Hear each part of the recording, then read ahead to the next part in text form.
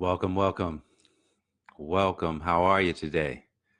Look, I hope you're doing awesome and incredible. I know that I am. It's a Monday. It looks like it's going to be a sunny day. It was a little chilly when I was out running, but it definitely looks like it's going to be a sunny day.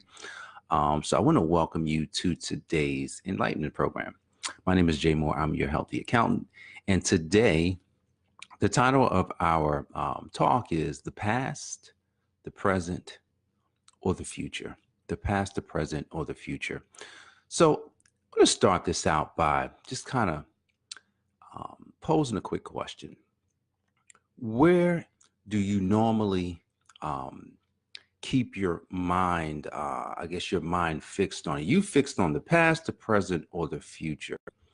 I'm asking this question because all three of these elements of your thought process could be, or one or two could be affecting where you're headed, how you're going to get there, the obstacles that you may challenge, like the past, the present, and the future. I was running and, I've been running for the past couple of months without headphones. And that's unusual. Like, literally, I'm running in silence. I've run in silence for the past, and my wireless headphones broke.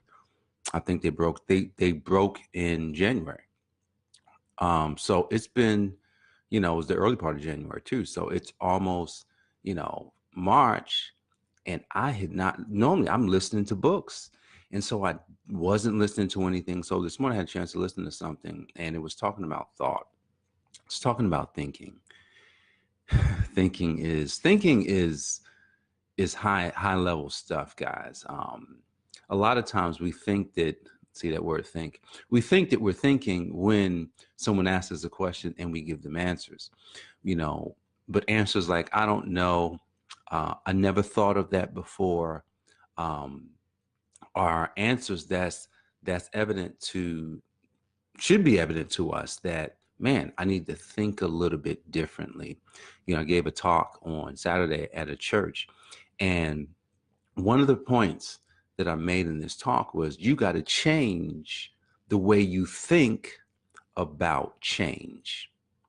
Think about that statement. You got to change the way you think, thought again, about change. So what happens is, a lot of us, a lot of us have a belief system that that's making us think that, hey man, what's happened in my past is evidence of what will happen in my future, or what is happening in my present.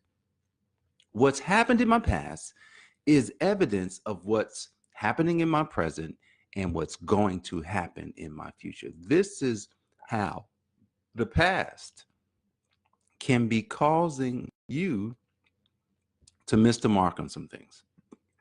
And I'm gonna tell you, the reason I'm talking about this is because it's happened to me. It's, the past has been, plaguing some of the thoughts that I may have had. And I said, well, I got to get to the bottom of this. You know, Here it is. I'm looking to master my thoughts. That's my goal. I have to master my thinking. See, because when you master your thinking, see, there's nothing that'll stop you. There's a quote that I learned early in 2018, and it's from a book called The Science of Getting Rich by Wallace Wattles. And this quote is, there is a thinking stuff from which all things are made, in which, in its original state, permeates, penetrates, and fills the interspaces of the universe. A thought, in this substance, produces the thing that is imaged by the thought. Man can form things in its thoughts, and by impressing his thought upon a formless substance, he can cause the things he thinks about to be created. I learned that statement months ago. I'm talking about, I was driving in my car, I was listening to the audiobook, and I listened to it over. Literally, I kept rewinding, kept rewinding. Every time I heard it, I would try and remember it. And it's so amazing because when you want to remember something, all you have to do is keep doing it. When you want to know something, when you want to learn something, all you have to do is keep doing it. Right now, what I'm giving you is it's not even a secret, guys. You've been doing this since you were in elementary school. You've been memorizing things, but here's the thing. Now it's not memorization. It's let me do the thing that I'm memorizing so that I can do the thing. So I've been transitioning from, an accountant to a business person, like an entrepreneur. See, the reason I'm saying that is because I had to transition from one part of my brain to the other. And the one part of my brain is just compartmentalized in the fact that I did accounting work because I went to school for it. And that's all I knew. And so in the past that I was living, see, I was living this past that I was not a salesperson. I was living the past that I wasn't an employer. I was living the past that I was not a marketer. I was living the past that, I did not, have a, maybe a true gift, or I was living in this past. And I realized that that's not real. That past is something that happened. But that past is not anything. It's nothing that I can allow to affect my future. So in my present, I must believe. So here's how I had to choose. And here's what you can do. See, that statement that I just made, there's a thinking stuff. Everything that has been created has used this stuff. It's basically when you think and you see. When you think and you see. So when you look to do something, and think about if when you went to college, when you went to high school, you knew you were going to finish. Most people know that they're going to finish. Some people don't, but most people say, you know what, I'm going to start high school and I'm going to finish. Now, you have not taken all the classes yet. You just know that there's going to be a process. There's going to be steps. There's ninth grade, and within ninth grade, there's going to be classes. There'll be some classes that's mandatory, some that aren't. I'll take the ones that's mandatory, and then maybe you take some electives. I'm going to do those classes, and I'm going to pass those grades. Now you can get A's if you want. Then the person that's saying, I'm going to get A's, they decide that they're going to put forth that effort. Then 10th grade comes. Hey, there's some mandatory classes and then some elective classes. So all along, you're following through, knowing that your future is, I'll be a high school graduate. Never, ever worrying. Now, some people may have to worry because maybe their grades aren't as good. Maybe they didn't know how to study. A friend of mine who, his name's Don Milner, was, we went to college together, and I was looking on his website yesterday. And what I saw on his website is that he helps kids to learn how to learn. He helps them learn how to learn. So it's kind of like helping you learn how to think. I'm very intrigued with that. So I can't wait to talk to Don because we're supposed to talk, and I'm supposed to find out about his business, possibly help him with some areas that he needs help with. I said, man, he's helping kids learn to learn. And I saw some testimonies, and I see that, man, what he's doing is he's giving people a process, a thinking method that they can break down this thing called learning so that they can get through high school, middle school, whatever part of the school that they're studying for. So everything is a thought. Everything is a thought. And last week, I think I shared on one of my broadcasts that faith, planning, I'm sorry, not faith, planning is the highest level of faith. So think about high school, think about college.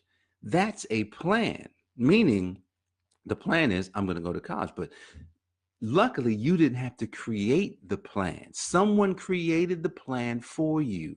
So all I have to do is follow the plan and I'll get through it. So, but now that was easy.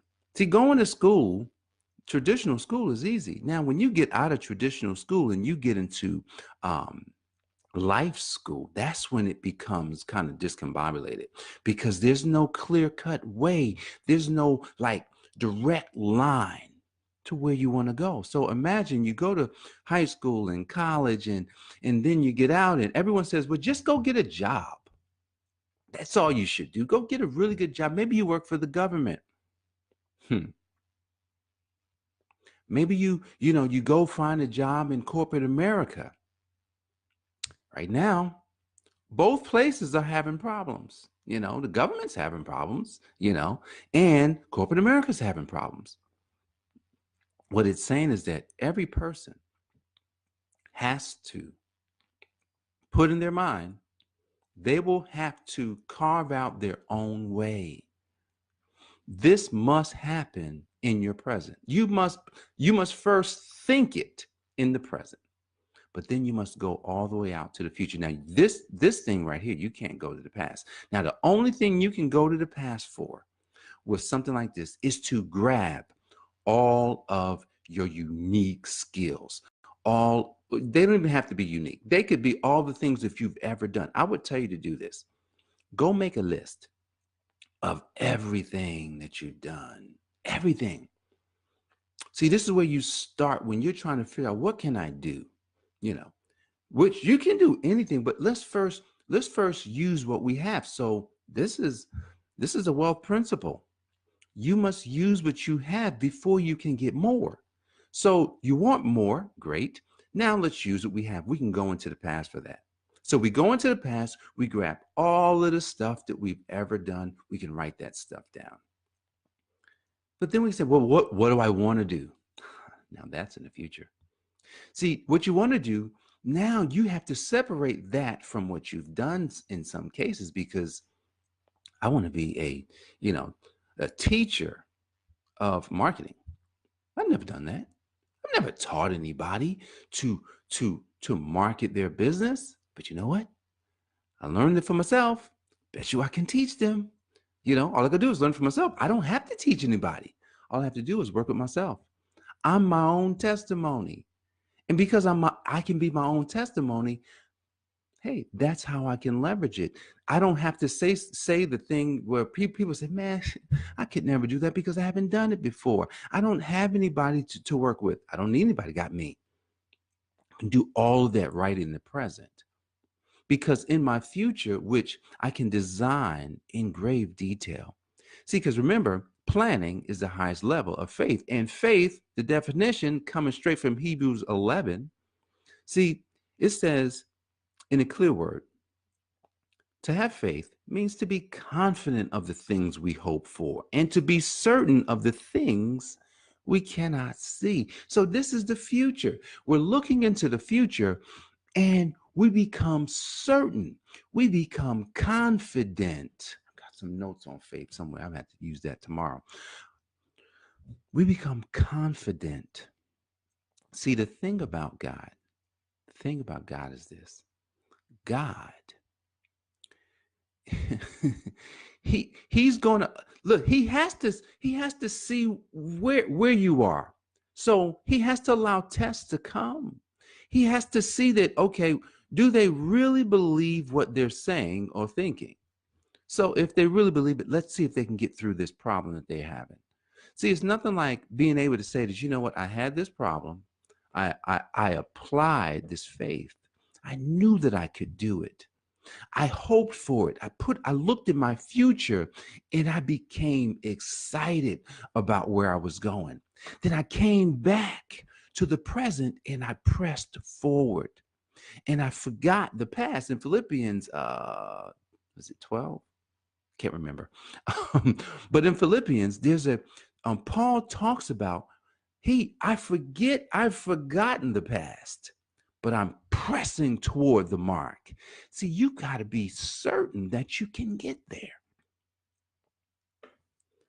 How do I get there, Jay? How in the world does a person who's had a past that is filled with heartache and pains and failures. And man, you got to be the change. You have to change. You got to change the way you look at change or think about change. See, you now have to look at every problem, and don't even use that word, as an opportunity. This is a part of my talk on Saturday. I shared some of it here on Facebook. Um, you've got to look at every situation that you have as an opportunity. But you know what? If I've got a financial problem, then apparently I'm supposed to be rich and wealthy. Seriously, I'm supposed to be that way. See, from the time I was a little boy, when I picked up I had a crisp $20 in my hand, I knew that this was my destiny. I say was because it already happened. I knew that it was my destiny. It was pulling me towards it. I just didn't know how to channel the energy. I didn't know what to do. And so my environment was telling me to do all sorts of things. Steal it. Yeah, that was in my environment. Steal it. Don't be honest. I got caught up into some of these things, stealing, from a young age, just a little bit here, there, a little bit here and there. Man, but I was being pulled towards it as if I was being called. But because of, different things, my opportunity just became bigger. Here's why it's a bigger opportunity than it was had I not experienced some of the things that I experienced. It's bigger because now what I'll share about my experience in becoming rich and wealthy is going to be more powerful than one that was able to get it when it was young. I've got some opportunities that I'm now able to share with other people that may have experienced some of those same opportunities. And because they've experienced those same opportunities, they're going to be attracted to, man, wow, I can't believe he was able to do that. And you dealt with that type of opportunity? Man, I think I can do that as well. So that's my opportunity financially, business-wise. I mean, bankruptcy, I've been there. Been to bankruptcy land. I've been, where you just scrap everything you're doing. And, it's been 15 years and you got to start over. Think about it. Who wouldn't want to just take a job, and I get it. Sometimes you may have to. I remember taking some temp jobs back in, I think, 2009, 2000, was it 9? Somewhere around there, when the economy was a certain way. They were telling us that the money was all dried up when there was plenty of money. There was plenty of money back then. They just wanted everybody else to not pay attention. And the ones that paid attention, they wouldn't just hoarded it. They just took it for themselves because they saw the opportunity. But most people, and I was one of those people that just kind of backed up. I backed up. I allowed the past to dictate what I would do in the present and what I could see in my future. See, Hebrews 11:1, says that you have to be confident in what you would decide to hope for. See, if you think of something and you don't believe that you can do it at all, like no belief, and you won't do anything, then it's absolute. You won't. But if you think of something, see, God's giving you the thought, especially if it's a noble goal. I say noble goal because, having big financial goals, not goals just to take care of you. I'm talking about goals to take care of a lot of people. So you need a bigger business. I need a bigger business, a business that hires at least 50 employees. Good morning. I have to have a bigger business, because by having a bigger business, then I'm helping 50 families, and that's not even a lot. That's direct, where I'm paying 50 families money. I'm helping them. But then the thousands that I help, keep more money and to earn more money, but teach other people how to do it. See, that's where your legacy is built, when that person can now take what you've given them and then they can multiply. See, that's what Jesus called us to do. Don't just create followers. See, Jesus created leaders. He created people that could multiply what he did. But he had to be the real deal. He couldn't allow anything, any thoughts to come into his being that would take away from where he was going. And he was going straight to death. But he knew he had to get to death and raise. But if he did not do it in a certain way, he could jeopardize the lives of the, I don't even know the number of people. You think if there's 7 billion people living right now, just imagine there's a number that you cannot number of all the people that have lived already on this earth. You can't even count them. That's how many people have lived on this earth. That's why when you hear the text when it says there's a number that no man can number. Yeah, because of all the people that have ever lived on the earth. But we won't know that number until the future. But right now in your present, I want you to take this away today.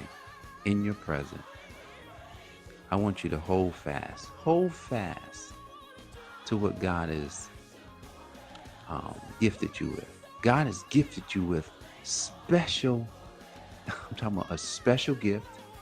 He's gifted you with a special plan just for you, one that you can do, so that you can go out there and you can make an impact. Because that's what he placed in you. That's what he placed in me. And I know that you're not going to allow the negative influences of your past to affect the present of today, which is not going to affect the future, because your future is what you'll make of it. So get out there today. Make your future one in which you can be proud of, one in which your children's children's children's children will be proud of and say, my granddad, or great-great-great-granddad, or great-great-great-grandmother, man, they provided. They showed us a way, and we're thankful that they lived. That's how you create a legacy. All right, guys, so I appreciate you for joining me today. I look forward to coming back tomorrow, talking to you about some amazing topic that's going to be inspired directly from him, the creator. He's the one that creates all things, and everything that comes out of me is a new creation that has been gifted to me. So God bless you and have a great day. Take care.